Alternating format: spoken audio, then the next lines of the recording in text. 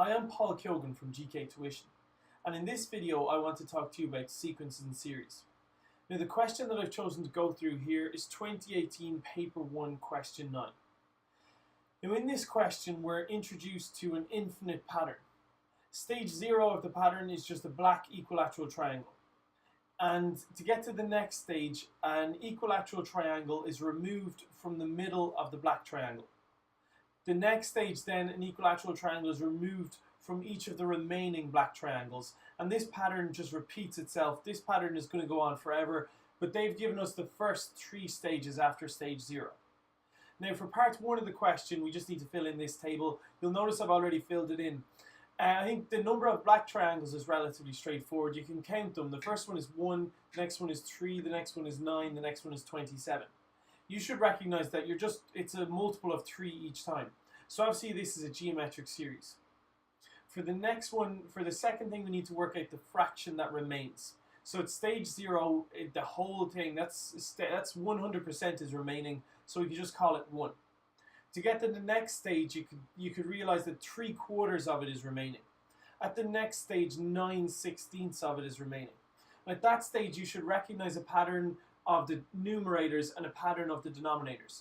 The numerator goes 1, 3, 9, 27, so multiplying by 3 every time, while the denominator goes 1, 4, 16, 64, because I'm multiplying by 4 every time.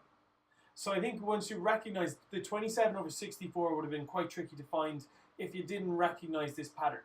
But the full marks for the first part of this question are just going for that diagram.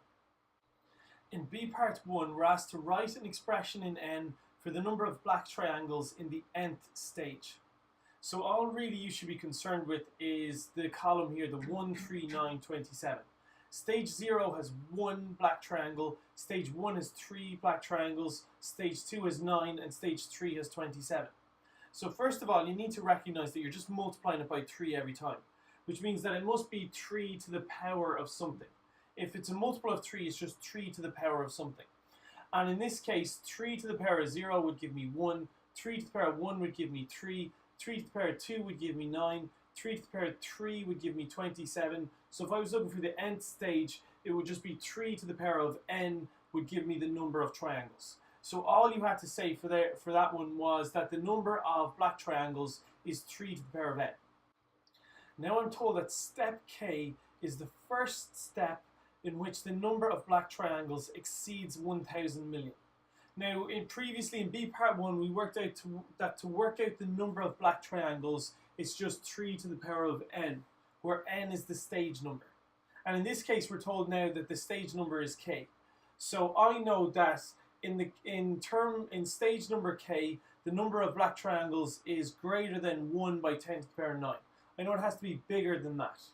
Okay, so I can start off by saying to work out the number of black triangles in this one, I would just say 3 to the power of k. That must be bigger than 1 by 10 to the power 9.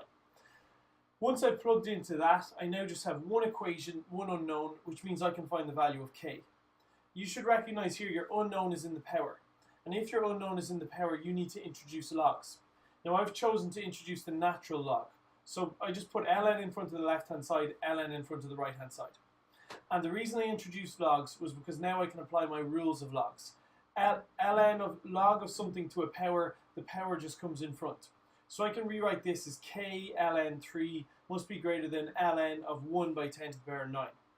In order to get k on its own, on this line I just need to divide both sides by ln 3, which means I isolate my k and I end up with ln 1 by 10 to the power 9 over ln 3. I can plug that straight into my calculator, and I know that if k was equal to 18.863, then there would be 1,000 million black triangles in this pattern.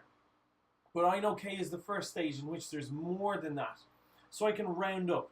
I know that on the 19th, if I continued this pattern on, the 19th number, if I just multiplied by 3 again and again and again, the 19th number would be bigger than 1 by 10 to the power 9.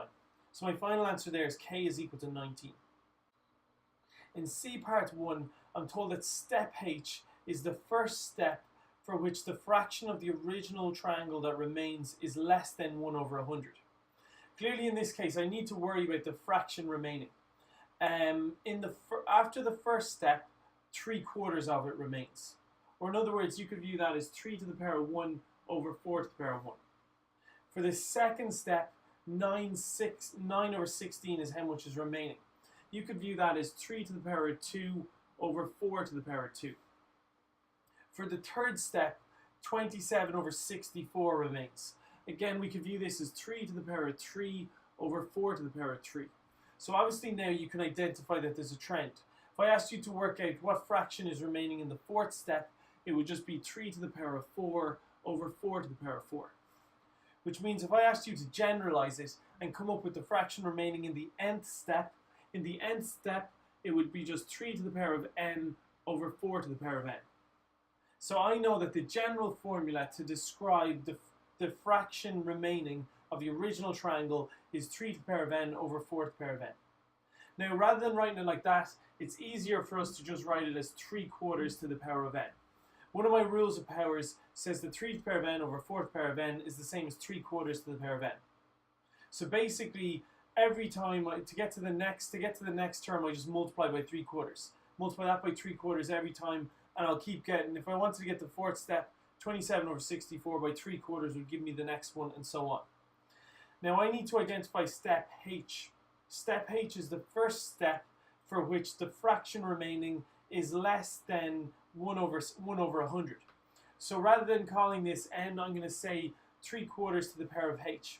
I know that 3/4 to the power of h needs to be less than 1 over 100. The first term for which 3 over 4 to the power of n is less than 1 over 100. When I get to this stage, I've just got one equation, one unknown. It's relatively straightforward. You should identify that your unknown is in the power. If your unknown is in the power, you have to introduce logs. So I just get ln 3/4 to the power of h is less than ln of 1 over 100. And now I can use my rules of powers, so I can just bring the h in front, which means I get h ln 3/4 is less than ln of 1 over 100. Now, in order to isolate h, I need to divide both sides by ln 3/4. I need to divide both sides by ln 3/4. However, be very careful here. Whenever you're dividing by ln of something, always double check, is it positive or is it negative? Because in this case, ln 3/4 is negative. If you are dividing by a negative number, you have to change your inequality. So the next line, ln 3 over 4 is negative, which means if I'm dividing by ln 3 over 4, I also need to change my inequality. So h becomes greater than ln 1 over 100 divided by ln 3 over 4. And if I plug that into my calculator, I can just plug all that in. I end up with h must be greater than 16.007, which means that the first step for which this number will be smaller than 1 over 100 is when h is equal to 17. In other words, the 17th step. So my final answer there is just 17. So for C part 2 of this question, we're asked to find the fraction of the original triangle that would remain if this pattern went on indefinitely. Or in other words, if I continue this pattern on to infinity. Okay, so we've already worked out that the general formula for this pattern is 3 to the power of n over 4 to the power of n. And we're looking for the limit as n approaches infinity of 3 to the power of n over 4 to the power of n. Now you've got a bit of a problem here. There's no maths really to be done. You can just write down your answer to this. Because you have a bit of a problem here in that 3 to the power of n is infinity. And 4 to the power of n is also infinity. Assuming if n is infinity, then 3 to the power of n is infinity. And same with the denominator. What you need to look at is look at the actual trend in the numbers. The numerator here is 3, the denominator is 4. There's not a big difference between 3 and 4. But in the next step, there's a bigger difference between the numerator and the denominator. 9 is a lot less than 16. 27 is a lot less than 64. The gap between the numerator on the top and the denominator on the bottom is going to increase. It's going to get bigger and bigger because the denominator is increasing at a rate faster than the numerator.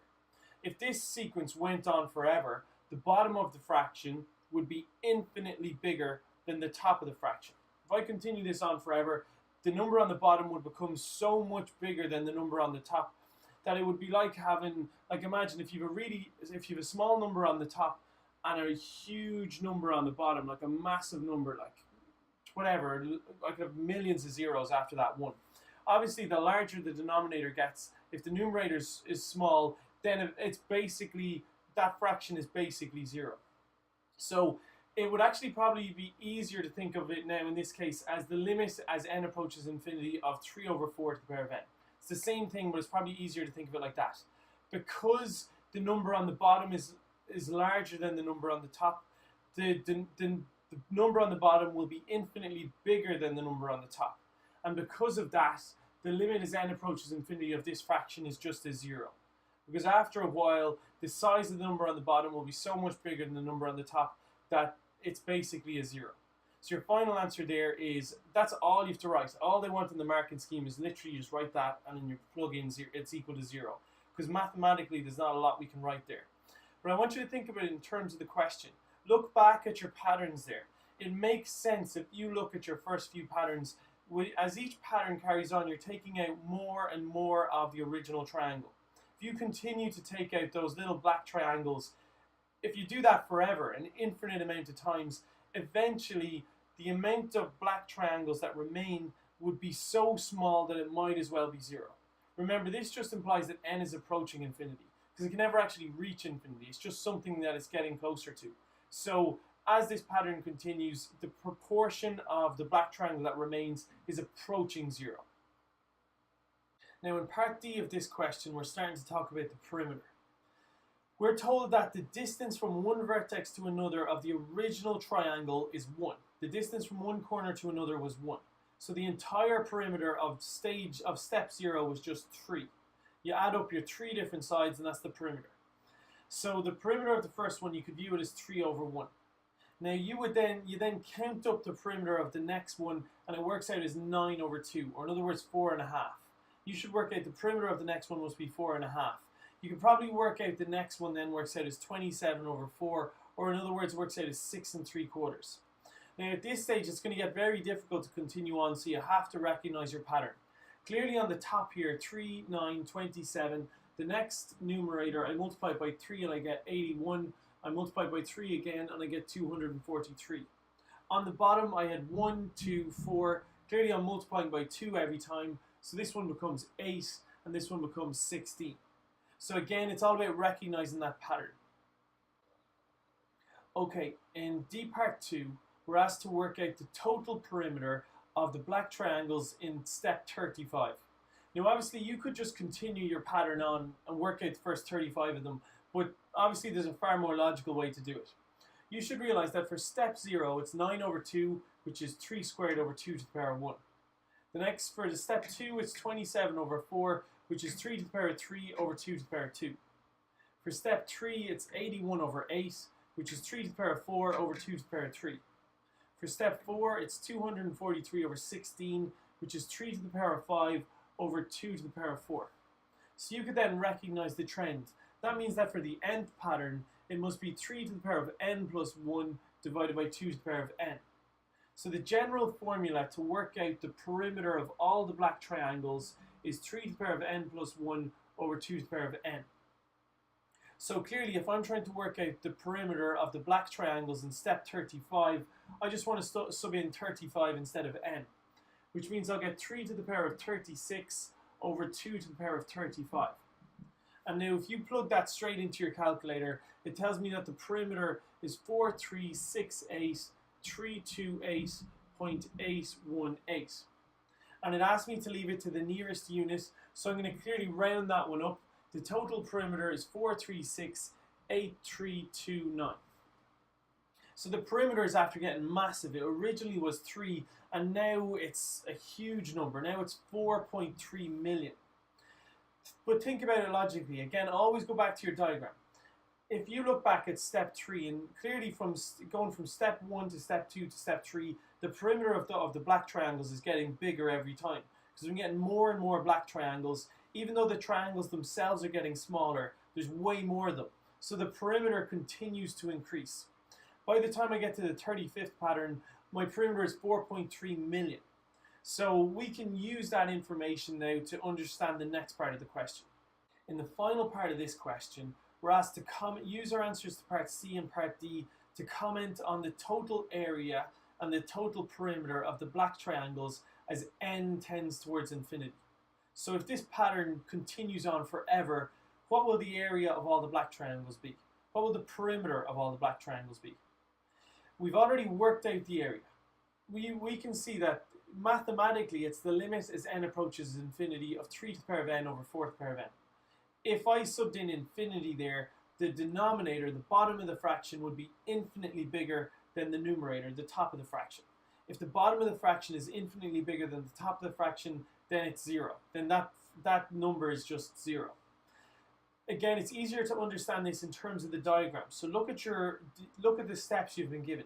If that pattern continues, eventually, yeah, there'll be billions, there'll be an infinite amount of black triangles, but they'll be so small that you won't be able to see them. They're going to get smaller and smaller and smaller. They're going to get so small that their area might as well be 0, that it's approaching 0.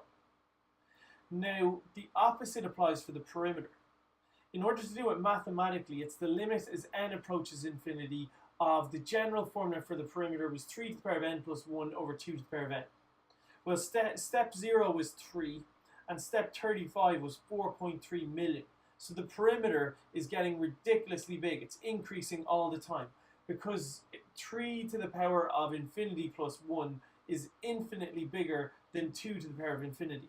The top of this fraction is infinitely bigger than the bottom of this fraction, which means that this represents infinity.